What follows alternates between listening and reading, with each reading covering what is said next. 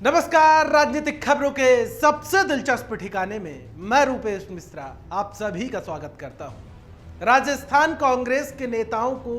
गले लगाने और लगवाने का सिलसिला बेहद पुराना है। आपको याद होगा जब राहुल गांधी राजस्थान के दौरे पर आते थे तो एक तरफ पायलट और एक तरफ गहलोत को खड़ा करके दोनों के हाथ खड़े कर दिया करते थे ताकि एकता का एक संदेश दिया जा सके। वहीं आपको वो वाकया भी ध्यान होगा जब पायलट राजस्थान के सियासी बीहड़ के बागी बने थे और वापस आए थे, तब केसी वेणुगोपाल की मौजूदगी में मुख्यमंत्री निवास में किस तरीके से सचिन पायलट और अशोक गहलोत को गले मिलवाया गया था। तब कहा गया था कि गले भी मिल चुके हैं और दिल भी मिल चुके हैं, लेकिन उसके बाद आपने देखा होगा कि गले तो जरूर मिले थे लेकिन दिल नहीं मिल पाए थे। अब आज एक बार फिर से सुबह सुबह एक बेहद रोचक तस्वीर आती है। सोशल मीडिया से लेकर तमाम जगह पर वो तस्वीर छा जाती है। दरअसल उस तस्वीर में इतना खास था क्योंकि इतने लंबे अरसे के बाद सचिन पायलट और अशोक गहलोत एक साथ हेलीकॉप्टर पर दिखे। दरअसल ये तस्वीर सामने आने के बाद लोगों के बीच में चर्चा इस बात की छिड़ गई कि आखिर ये दोनों नेता एक साथ कैसे आए और इसके पीछे की जो पटकथा है दोनों को साथ लाने में वो किसने निभाई है। जाहिर तौर पर जब राहुल गांधी अभी प्रदेश के दौरे पर आए थे, मैं बार बार इस बात का जिक्र करता हूं, तब सचिन पायलट की नजरअंदाजी किस प्रकार से की गई थी वो सबने देखी थी। लिहाजा कल जब आज जो महापंचायत आयोजित हुई है, कल शाम को लगातार इस बात के कयास लगाए जा रहे थे सचिन पायलट जाएंगे या नहीं जाएंगे, लेकिन तभी द फैक्ट इंडिया ने अपने दर्शकों को सबसे पहले बताया था कि पायलट और गहलोत एक साथ प्लेन से जाएंगे ताकि ये लगे कि एक कांग्रेस पार्टी एक है, अब कोई गुटबाजी जैसी बात नहीं रही। तो जाहिर तौर पर तमाम जो कांग्रेस पार्टी के कार्यकर्ता हैं, फिर चाहे वो पायलट कैंप के हों या गहलोत कैंप के हों, उनके अंदर ये जिज्ञासा हिलोरे मार रही है कि आखिर क्या कारण रहा कि सचिन पायलट और अशोक गहलोत एक साथ सभा स्थल पर पहुंचे। तो दरअसल जो सूत्रों से जानकारी निकल कर आई है कि इसके पीछे जो पूरी पटकथा लिखी है वो लिखी गई है प्रियंका गांधी की ओर से। आपको बता दें कि प्रियंका गांधी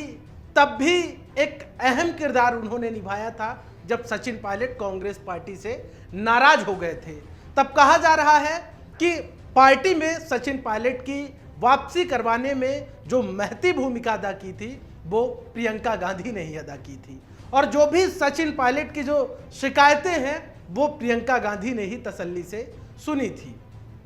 लिहाजा आपको ध्यान होगा जब सचिन पायलट लगातार प्रदेश में महापंचायतें कर रहे थे तो उनकी महापंचायतों को लेकर जो प्रियंका गांधी के करीबी नेता हैं प्रमोद कृष्णम, उन्होंने भी कई ट्वीट किए थे। उसके बाद से ही तमाम तरह की जो कयासों का बाजार है वो गर्म हो गया था। लिहाजा इन्हीं सब मामलात के बीच जो आज तस्वीर देखने को मिली है राजस्थान कांग्रेस की, वो जाहिर तौर पर कहीं ना कहीं एक सुखद तस्वीर है, क्योंकि जिस प्रकार से जो गुटबाजी वाली खबरें आती रहती हैं और तमाम दोनों नेता जो मंचों पर भी नजरें नहीं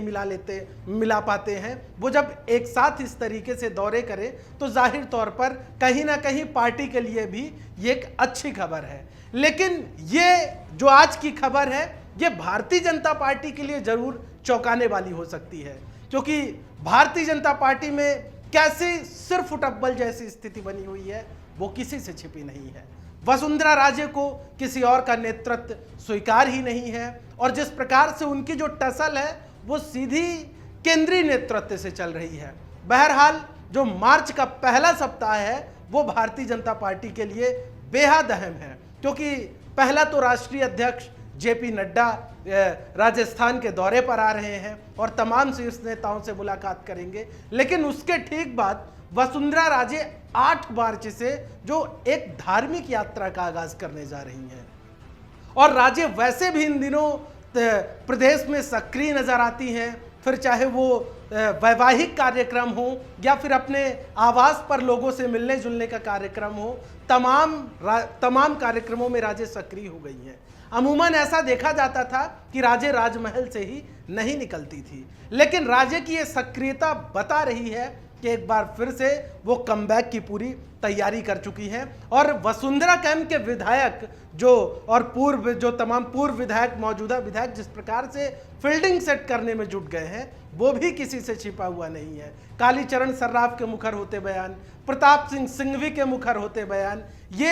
ये जो तमाम नेता जो मुखर होकर ये कह रहे हैं कि उन्हें जो वसुंधरा राजे हैं वही प्रदेश की सर्वमान्य नेता हैं, उससे एक बात समझी जा सकती है भली भांति तरीके से कि अब भूमिका बनाने की जो तैयारी है वो शुरू हो गई है। बहरहाल चाहे कांग्रेस हो या भाजपा, दोनों ही दलों की निगाहें अभी प्रदेश में होने वाले 4 सीटों पर है जहां पर उपचुनाव होने वाले हैं, क्योंकि ये माना जा रहा है कि ये भाजपा और कांग्रेस दोनों की ही प्रतिष्ठा का प्रश्न है और इसे कहा जा सकता है कि इस चुनाव के परिणाम तय कर देंगे कि वास्तव में कांग्रेस पार्टी की लोकप्रियता बची है या भारतीय जनता पार्टी की लोकप्रियता है। लिहाजा तमाम राजनीतिक दलों की जो निगाहें हैं वो इसे उपचुनाव पर टिकी हुई हैं। दोस्तों, कल फिर हाजिर होंगे सियासत की एक दिलचस्प खबर के साथ। तब तक के लिए नमस्कार।